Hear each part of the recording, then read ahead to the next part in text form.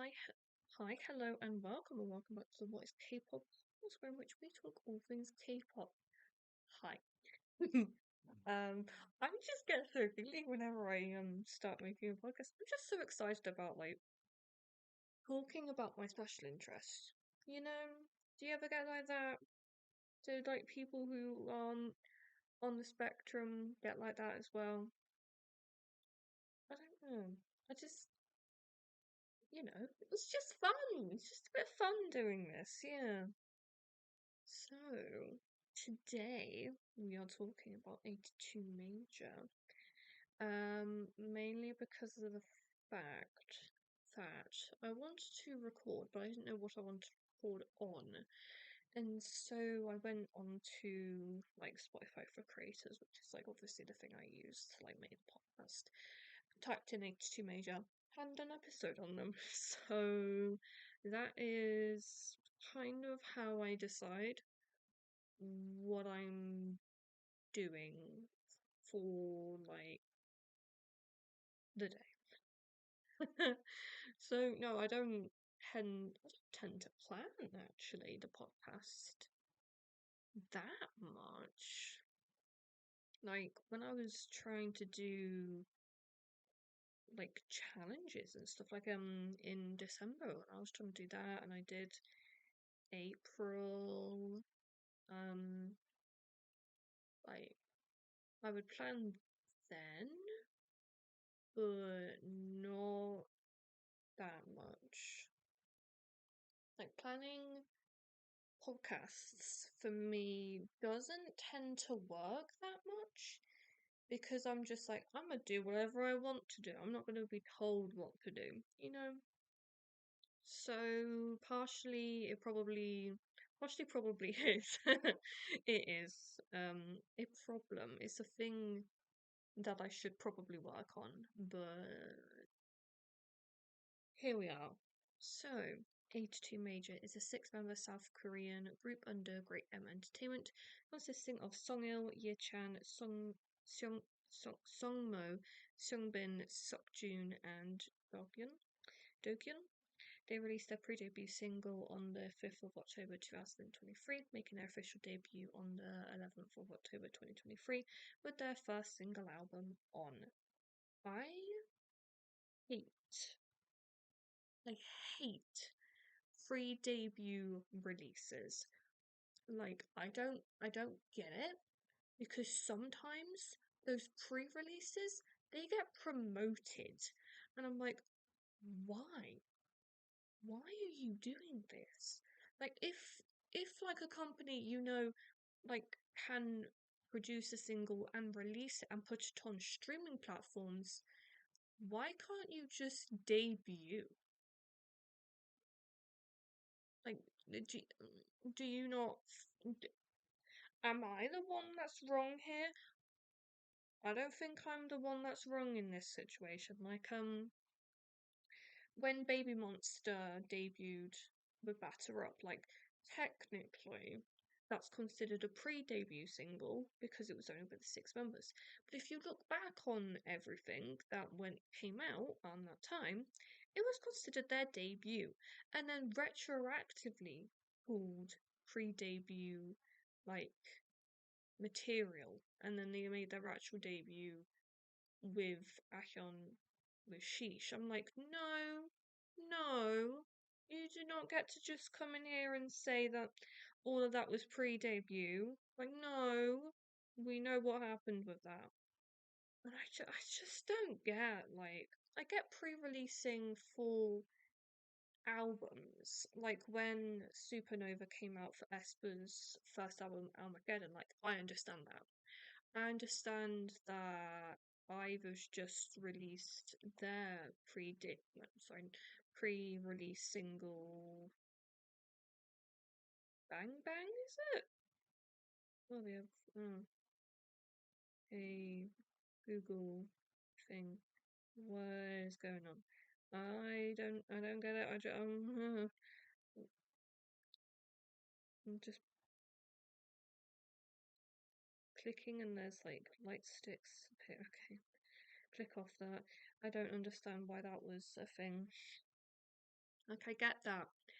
And with Kitsch coming out before the I Am album, I understood that because it like builds up hype. But you could have also just released the album then and then released music videos and then promoted them. I guess then it's like less hype. I don't know. It's weird pre-releasing things. So I don't fully know why they do it. Well, that's the lie. I know why they do it. It's because it builds up hype, and it's something that kind of happens with Western artists and stuff. Like I guess I do get it, but I don't understand why you would do it for your like your debut, like just debut, especially when like it was the 5th. You debuted on the 11th. Like how long? That's like 6 days. Not even that far. Yeah, 6 days. Just wait until your debut to release that song. Like, I'm sure that the company could have burned that song onto the disc. Do you still burn CDs on discs? I know you could do it like back in like I know you could do it on like Windows 8. Show my age. Do you still do that? I'm gonna have to search that up because I don't actually know. So anyway, back to 82 Major. The group's name means it's derived from the national telephone number code. So we have 44, they have 82, and it signifies the aspiration to become a major player in Korea. And with this name, 82 Major, it aims to go beyond the confines of Korea, the home of K-pop, and establish a global presence. I think I've listened to like maybe one or two songs from 82 Major. Like I want to review their music. It's just that I tend to listen to songs that I've heard on Spotify, not Spotify, sorry, YouTube Shorts, and I don't believe any of their music has come on to them, so that's why I've not really heard any of their music. Um, like these days. I mean, when I was first getting into K-pop, it was mainly like the recommendations, and I would just kind of let the YouTube algorithm like show me different music. So that's how I got into those groups. Now it is mainly the shorts because there's just so much music that I listen to and that I like that it's almost difficult for me to always know what what to listen to, if you get what I mean. Like it's a bit yeah, it's difficult to know, yeah. Sorry, my tummy's gurgling. I had my lunch at like 12:30 and yet still digesting. I have a slow metabolism, I believe. Um yeah, I'm just looking for did they have sorry. Pardon me. They don't. Oh, okay. So their recent release was AEP 100,000. So not too much. But I don't even know, like, any of their songs. I don't know. If you show me a picture of them, I wouldn't know out of all of the groups. Yeah. But I mean, it's not a slight against 82 Major. I'm sure that you know their fandom is very dedicated. I'm sure they love the music. I'm sure they produce good music. It's just it doesn't come on my radar, but you know, I will seek it out now. So the fandom name is 82D. It's a portmanteau of the word attitude, meaning to always be with a heartfelt attitude. It signifies always being together and with a sincere attitude towards each other. I think it helps if you don't have a British accent, so it's like maybe meant to be attitude. I don't know, I was thinking about it when I was doing Bad Villains like review of their debut, and I was like, attitude? Like I don't know even how to do an American accent, which is funny considering I've listened to so much American media over the years. You would genuinely think that I talk somewhat in a different accent. No. In fact, I would say I've become more British. It's so funny. Like if you heard me like when I first got into K-pop to now, I do sound more English. It's very weird. Like I'll listen to my old episodes and I'm like, oh wow, this one, she sounds. Oh yeah. Well, I mean, if you live here all your life, then just sort of kind of it happens, you know. Yeah, no, it does happen. So, Songil Cho Sung-il. He is the leader, dancer, and vocalist, born on the 29th of March 2004, making him an Aries. And he is the mood maker of the group. Says, oh god, what the hell have I done here? What the? Sorry, you can you can.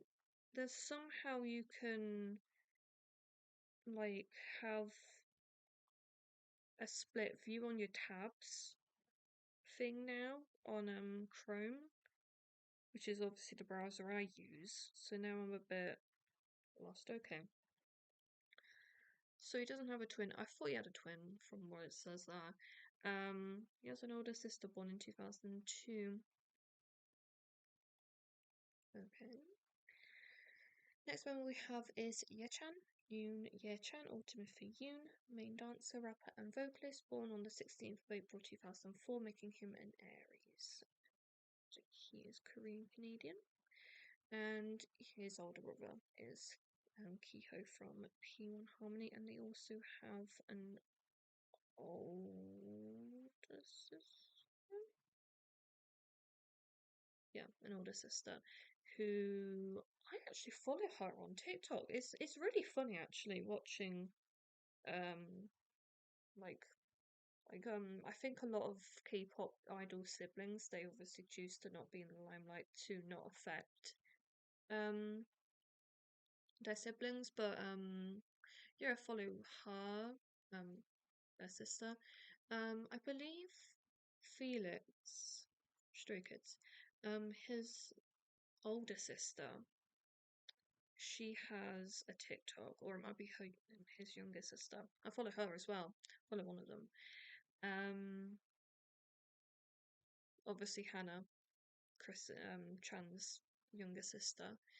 No, but a lot of siblings, they do choose to keep out of the limelight, which you know, I get it. My sister, you know, she has social media. I'm not famous though. I want to make that perfectly clear. She's not famous. She doesn't really want to be involved with that sort of stuff. She'll be on the podcast when I ask her to. Like that's fine. She likes talking to me about it and stuff. But you know, I can't imagine that if this was to go anywhere, which I do partially hope for, that she wouldn't, you know, like she wouldn't try to have a career off of mine, if you get what I mean. You know, she has what she wants to do with her life. I have what I want to do with my life. We are siblings, but we're not the same. You know, it's quite nice actually.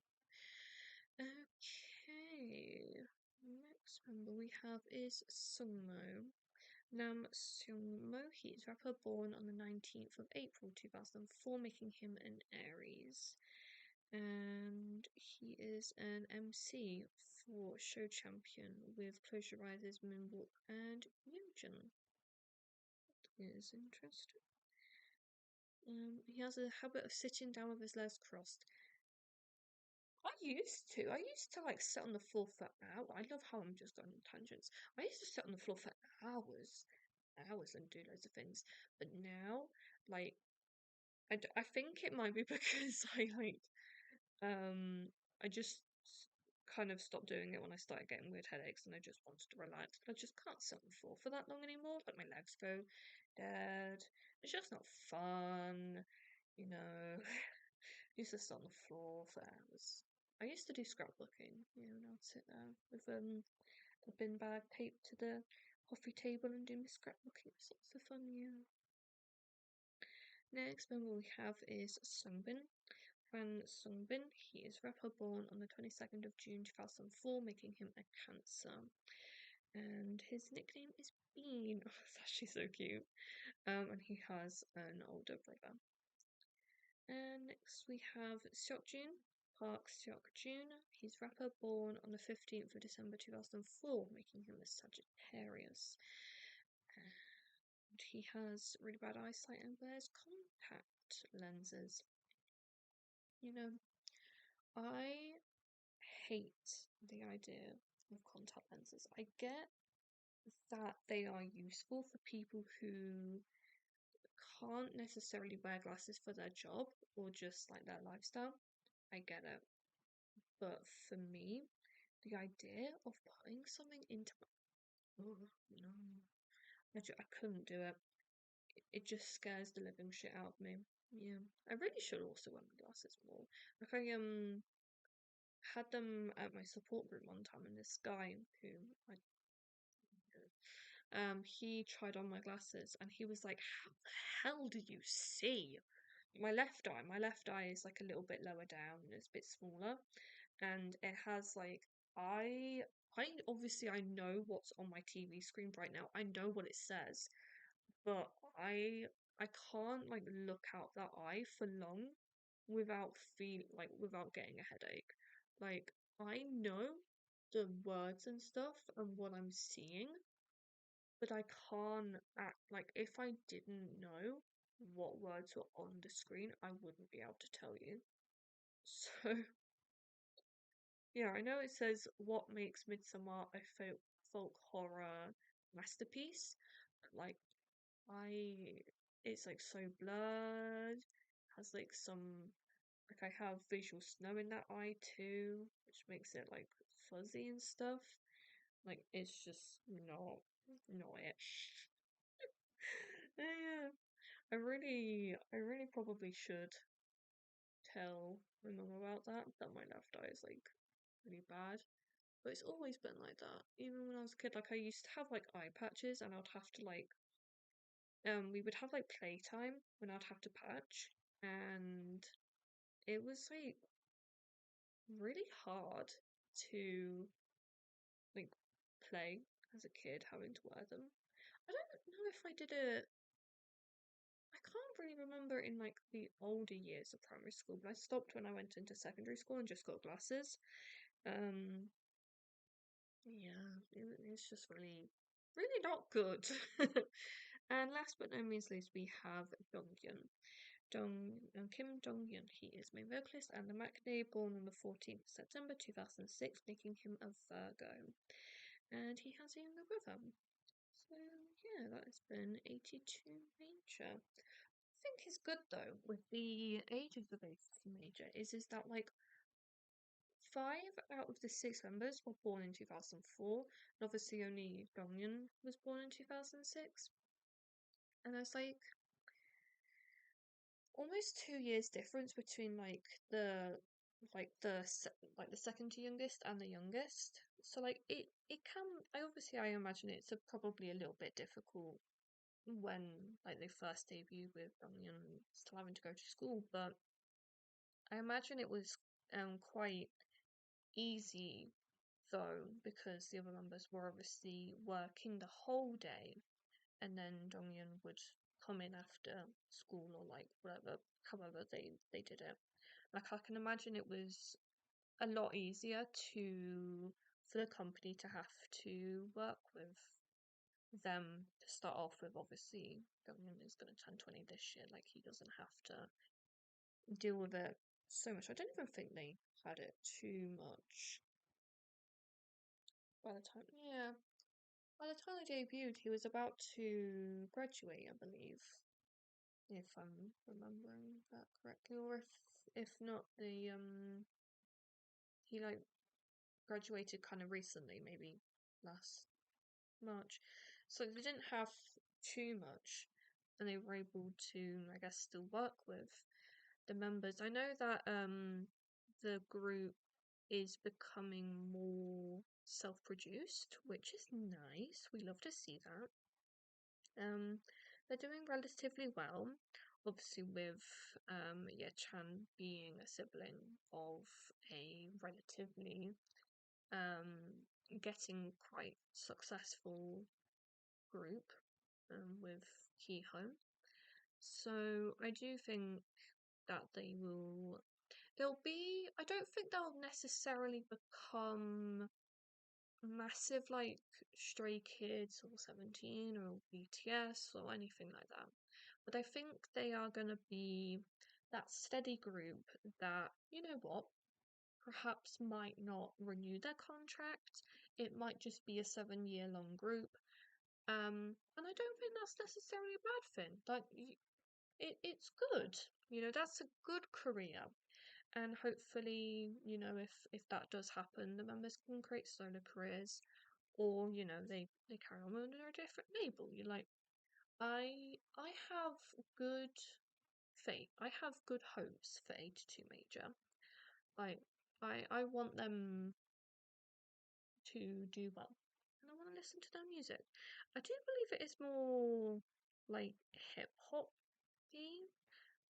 that which isn't my cup of tea, but I will give it a good go.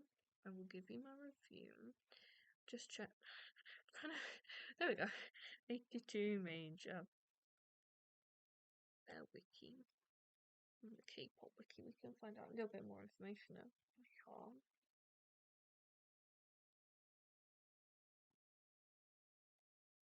Well, they were known as Rare House pre-debut. Okay.